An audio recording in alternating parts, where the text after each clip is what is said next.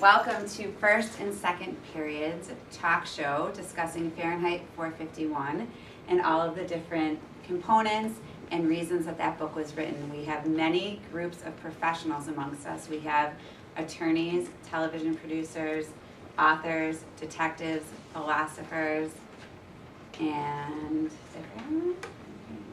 okay, here we go. Here are our hosts, Ingrid, Matt, and Julia. Hello, and welcome to The Buzz, where we answer your most flaming questions. Today's episode is called Flame On. Today we will be talking about Ray Bradbury's classic novel, Fahrenheit 451, and its connection with the world then and now. First off, we have our nationally acclaimed authors.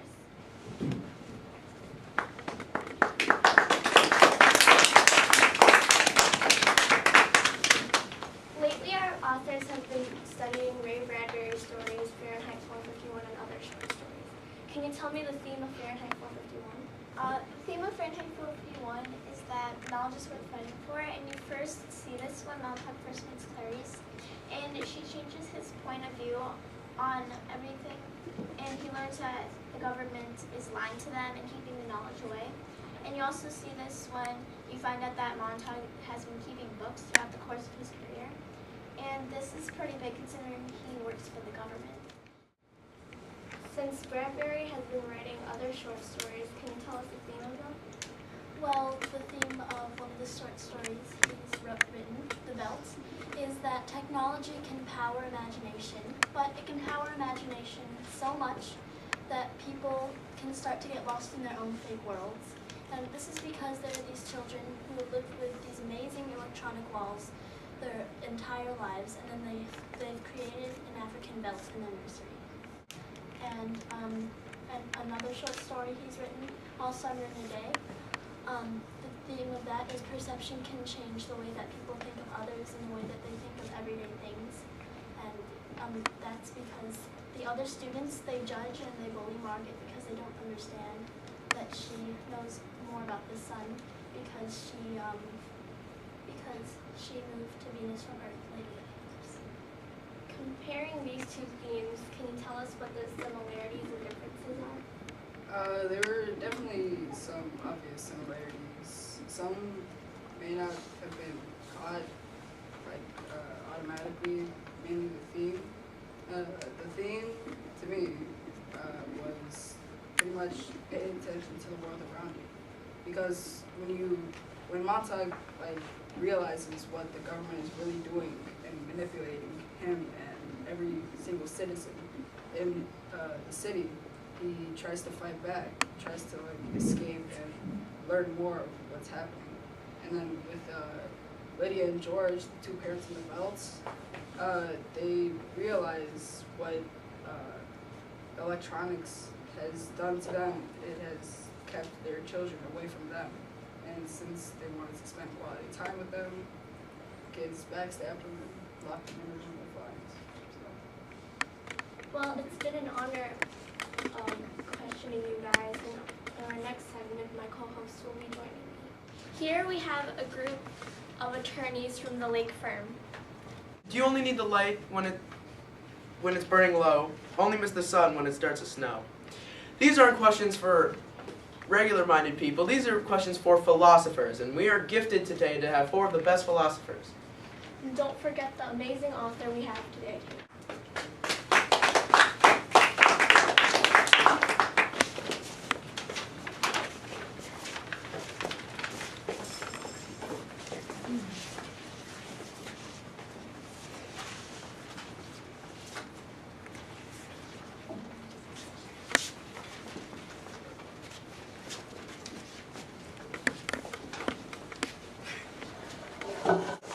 So, our first question today is, what is censorship?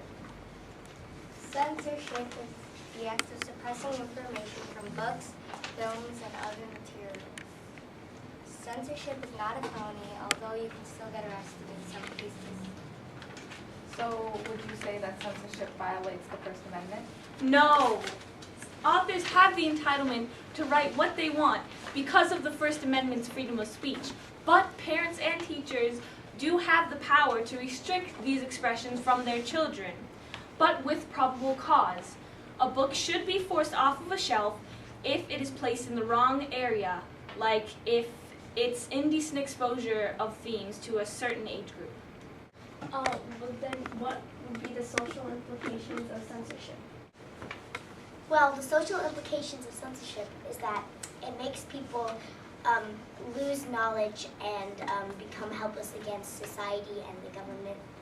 It makes people lose knowledge because without like the basic like step of books, because books are like the whole center of our knowledge, then taking that away will like take all the knowledge out. So like when someone wants to defend themselves against any addictions of any sort, then they can't because they don't know how, because they don't have any knowledge of that. And so, are there any legal implications? Book banning is protected by the First Amendment, specifically the freedom of press. In the Supreme Court case, at the Allen Trees Elementary School Board, certain books were banned, and a student thought this was unfair. So this was then taken to the Supreme Court, and the verdict for the case was 5-4 in favor of the students. This shows that even the Supreme Court thinks that people have their own choice to choosing what books they could read. So connecting this to Fahrenheit 451, what does censorship have? Well, Bradbury would actually say that the reason that he wrote Fahrenheit 451 was not to prove a point about censorship. Bradbury would say that he wrote it because he wanted to prove a point about how technology affects society, how it affects social contact, and how it affects the world around us. Bradbury's views on technology are, he thinks it affects everything very negatively, and he thinks that it limits social contact. It doesn't allow for, people to socialize and get to know each other. And he thinks that it also limits knowledge a lot. He thinks that it takes away from knowledge. He thinks that it destroys interest in reading literature, and he thinks that television will give you what he calls factoids, which are not really all the facts, just little bits of information. So by removing all sorts of social contact, does removing and replacing with technology, does that create a utopia? No, I believe that you cannot create a utopia by removing all sorts of light. Because then things that make people sad would be banned. For example, books and funerals, and that would cause people to become emotionless. So trying to make a utopia would just ruin the concept, is what you're saying. Basically. So does that mean all utopias are destined to be dystopias? Yes, I believe that all utopias are destined to become dystopias. For example, Sweden, a country that has been called a utopia by many other nations,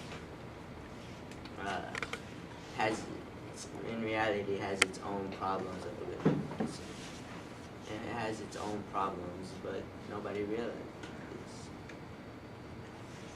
And so there is a real life dystopia. Do you think there's another real life dystopia? I believe that a world where the government is in complete control, what you call a dystopia, does exist in our world today. There are most likely more examples, but I believe the best example of a dystopia is North Korea. In North Korea, many dystopian qualities exist, but one of the many is how isolated they are from the rest of the world. The government actually limits the citizens' communication with other parts of the world. They also give out false information about other parts of the world as well. This makes the government in complete control over what they want the citizens to believe. That is an exact example of a dystopian society. So you're saying North Korea is an example of a dystopia? And does one need contrast to be able to appreciate these things in life? I think about it like this. In a week, you always want it to be the weekends. Without the weekdays, you would just not appreciate the weekends. So adding all the bad makes it, well, the worse of it makes it better because you appreciate it more. Okay, so this has been the philosophers and lawyers on censorship. With an amazing author. Yes, with an amazing author as well. Next we have the mysterious and intelligent detectives.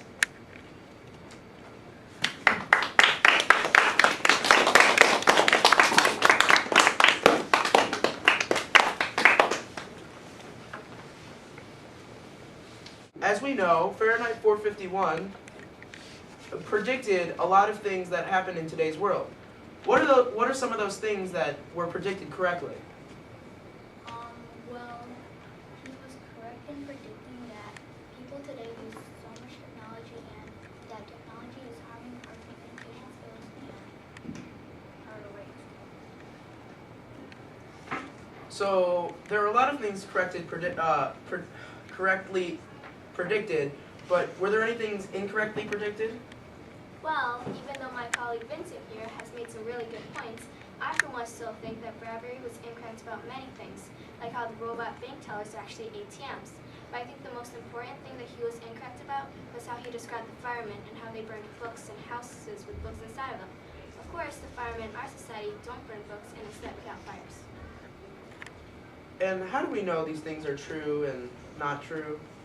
Well, I myself don't really know how Bradbury was able to predict this stuff, but seeing how smart he is and being an observer on society, I think that I would expect nothing less from him. And if we look at our society today, we see like a lot of people who give more attention to technology than real people. For example, people texting while driving, they know that they have a really big risk of getting in a car accident, but they give more attention to the technology. Okay, so you're saying that he thought technology would take over people's lives? Yes. Okay. This has been The Detectives. Our last group that will be coming onto our stage has the most knowledge about the USA and the rest of the world. Please welcome our prestigious Harvard historians.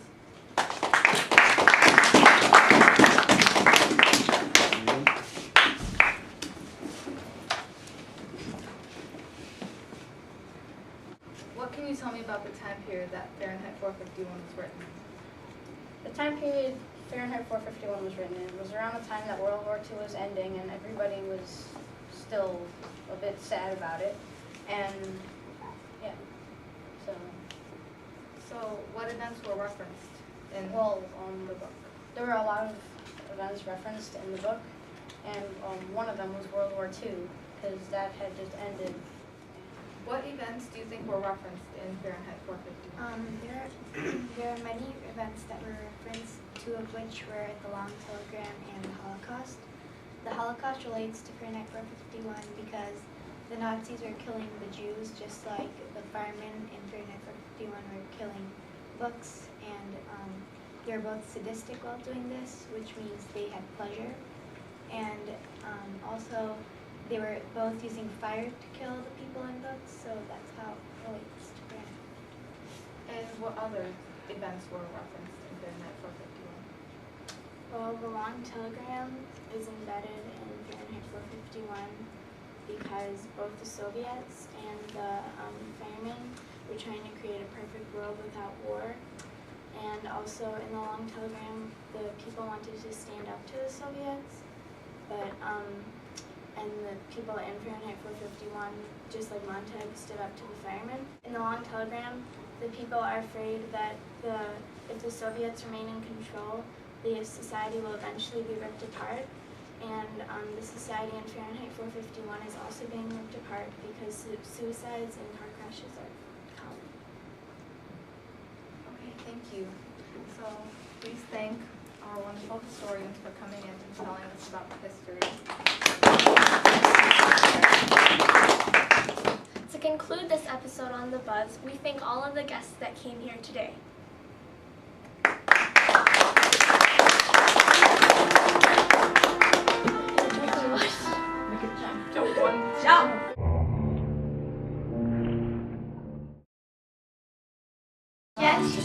Was like really fun because you got to work with your friends and you got to decide on what you wanted to do and how you wanted to do it. We got to work on songs and we got to show what we really thought about the book and everything. It was really fun. I think that this project was a lot of fun because we were working with our friends. We got to read other short stories and articles, think how other people were thinking about the story that we read. And when we did the extended response, we were all nervous. And then once that was over, then we got very nervous about the speaking part for the talk show. And it was actually a lot of fun. This project to be very interesting because we were able to prove a point, and there was no two people who had the exact same or the exact opposite point. So it was very fun to work on. It was very fun to come up with the process, write the extended response, and then work on proving that as your claim.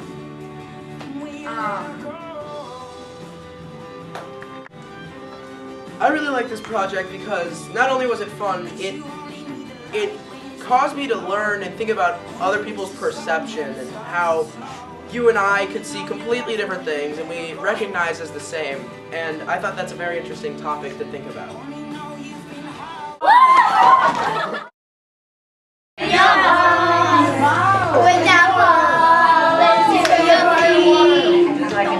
Cause there's a side to you that I never knew all the things you said you never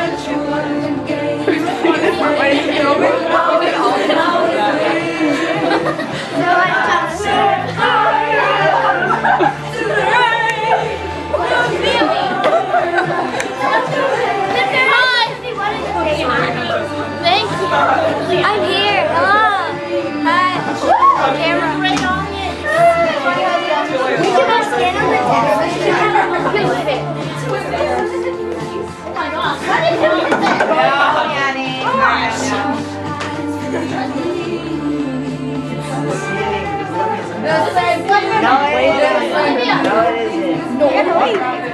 Wait.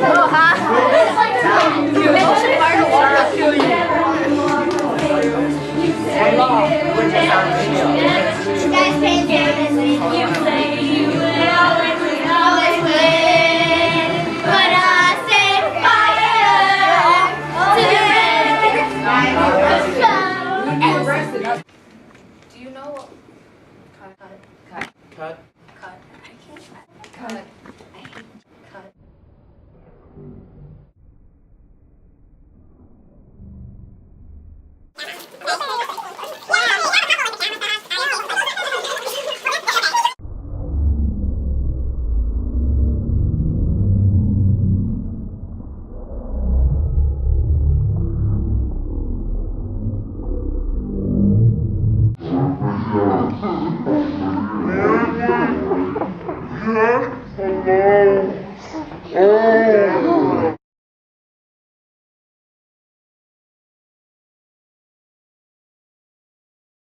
What it's like